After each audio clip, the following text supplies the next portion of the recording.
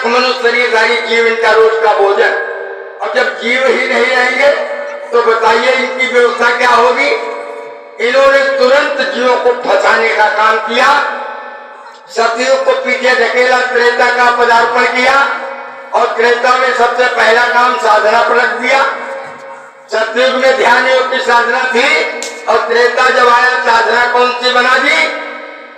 त्रेता विधि यज्ञ नर करही, प्रभु समर्पित कर्म भव तरही। त्रेता में यज्ञ इत्यादि का बड़ा जटिल विधान, परिणाम में बहुत थोड़े जीव निकल पाए, बाद बाकी सब जीव फंस गए। लेकिन तीन लोग के मालिक को इस पर भी संतोष नहीं हुआ, उस युग को पीछे ढकेला, द्वापर का पदार्पण हुआ और द्वापर आते आते फिर साधना पलट दी। और साधना पलट देने में तमाम जीव उलझ जाते हैं। जब द्वापर आया तो द्वापर की साधना कौन सी बनी? द्वापर करी जप तप मख पूजा और नर भव तरई उपाय न दूजा।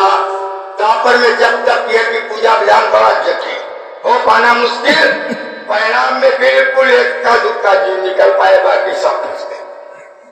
लेकिन तीन लोग के मालिक को इस पर भी संतोष नहीं हुआ, उस युग को पीछे ढकेला और चौथा युग यानी कलयुग का पदार्पण हुआ और कलयुग आते आते फिर साधना पलट दी।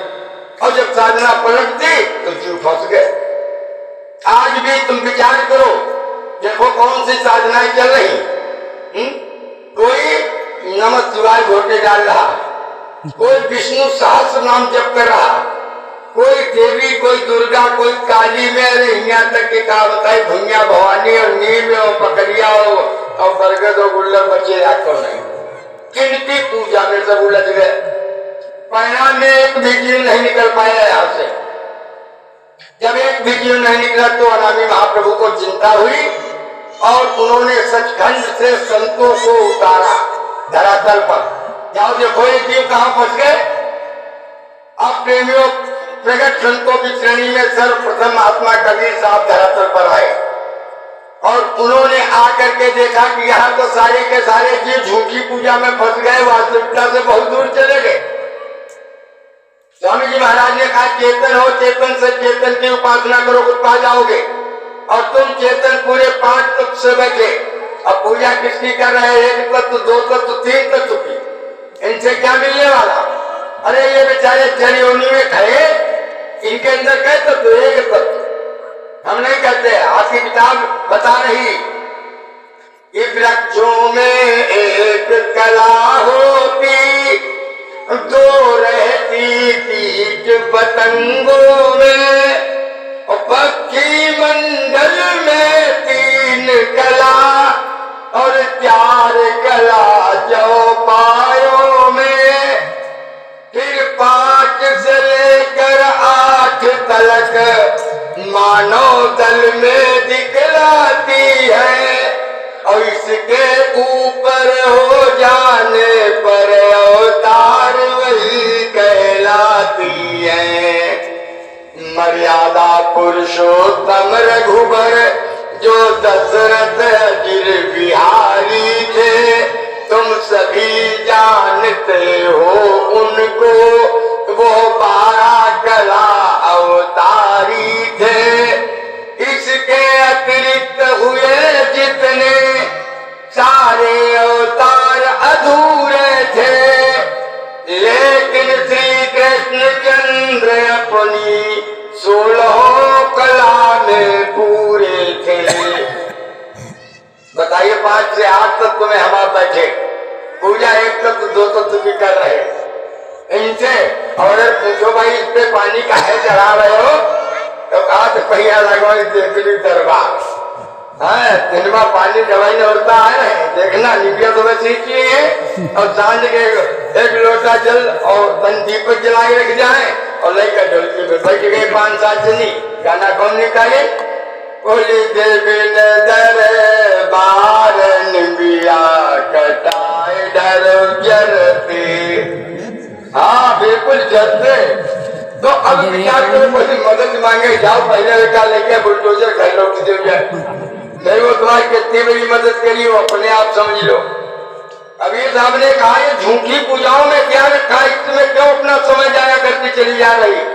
अरे प्रेमियों अब तो विधान थोड़ा अलग हो गया, ट्रैक्टर वैक्टर बन गए, या पहले बैलगाड़ी चलते थे हमारे यहाँ खूब गंगा जी पर मुड़ना करा हुए सब।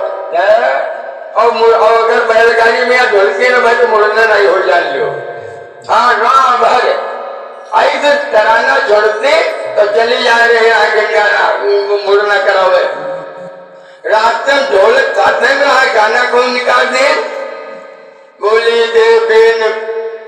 देवी का मनावन जाऊं नदिया आगम भरी, यह गाना।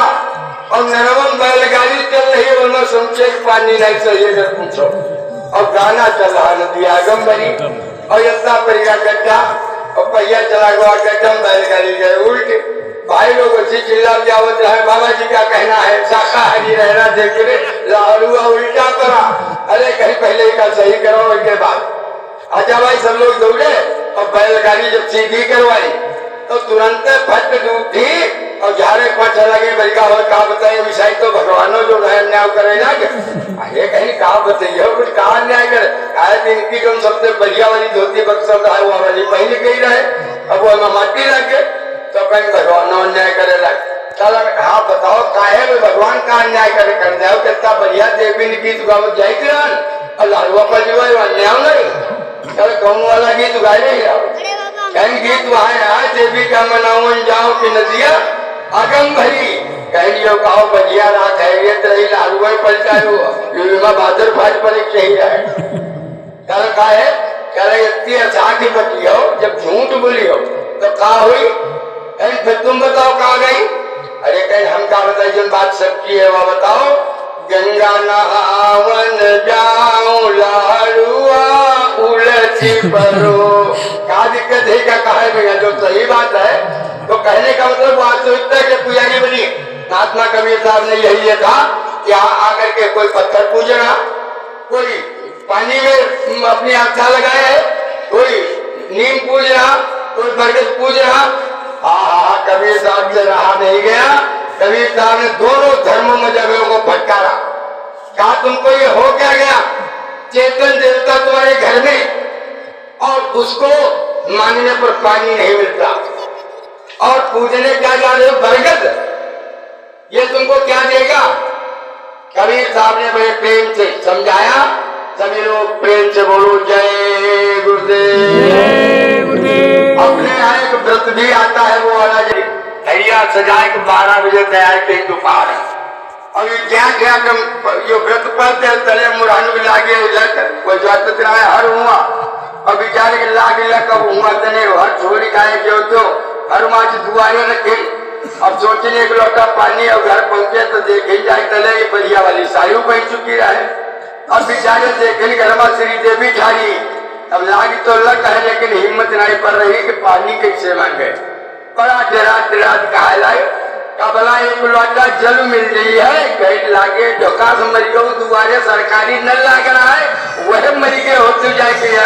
हम सवेरे 4 बजे तैयार होकर तैयारी कर और जब पूजा कर थाली उठाए न 10 रुपये ढोका से लागे।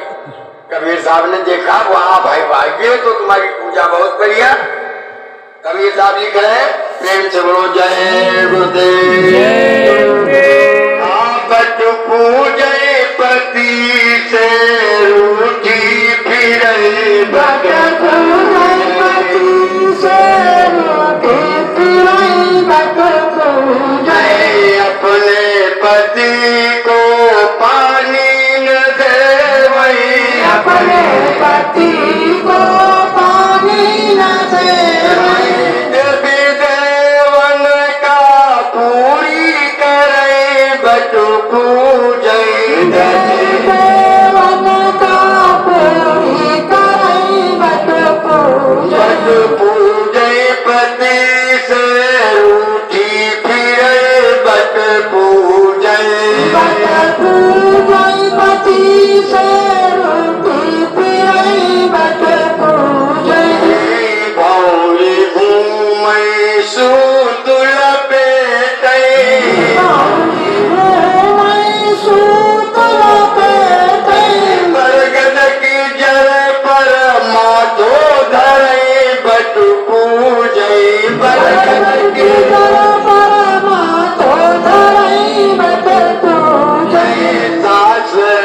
ससुर का कहना न माने, सास ससुर का कहना न माने, लट भटकारे दुआरे लड़े बटु पूजे, लट भटकारे दुआरे लड़ई बट पूजे।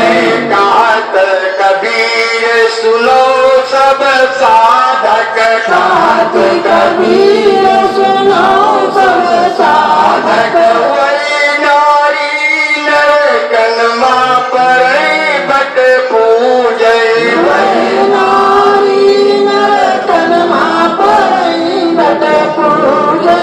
पूजे पति से रूठी फिरे बट पूजे, बट पूजे पति से रूठी फिरई बट पूजे। जय गुरुदेव। जय गुरुदेव। आप बड़े प्रेम से समझा रहे देवियों ये क्या कर रही हो, ये चेतन देवता घर में तुम्हारे मौजूद और तुम्हें जल की पूजा के लिए इतना उतावली कि तुमको सब कुछ ज्ञान भान भूल गया। अरे बताइए हमारे गोस्वामी बाबा ने कितना सुंदर देखिए अपना साहित्य में बयान किया।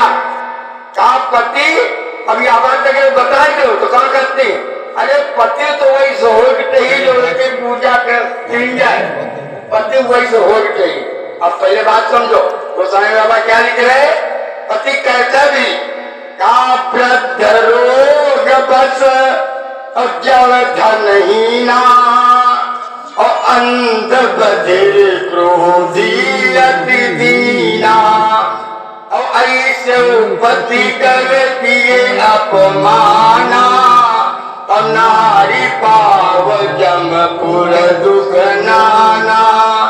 तो एक ही धर्म एक व्रत नेमा, और काय वचन मन पति पद प्रेमा। का मन वाणी और कर्म से चेतन देवते की पूजा करो, तुमको कोई पूजा करने की आवश्यकता नहीं। ये विधान अभी तक था, अब कलयुग में विधान थोड़ा बदला, नहीं तो सतयुग त्रेता द्वापर में इन देवियों के लिए कोई पूजा का विधान नहीं था। इनके लिए केवल एक विधान था, जो पुरुष बाहर धार्मिक अनुष्ठान करके आते थे ये उनकी सेवा कर लेती थी, इनको आधा हिस्सा इनको घर बैठे मिल जाता था। वो तो स्वामी जी महाराज ने खुलासा किया, बच्चा अभी आ गया कलयुग का, इसमें जो करेगा उसी को मिलेगा, दूसरे को मिलने वाला नहीं है। इसलिए आवाहन किया मन से, स्वामी जी महाराज ने कहा देवियों अब घरों से निकलो, अब घरों में बैठने का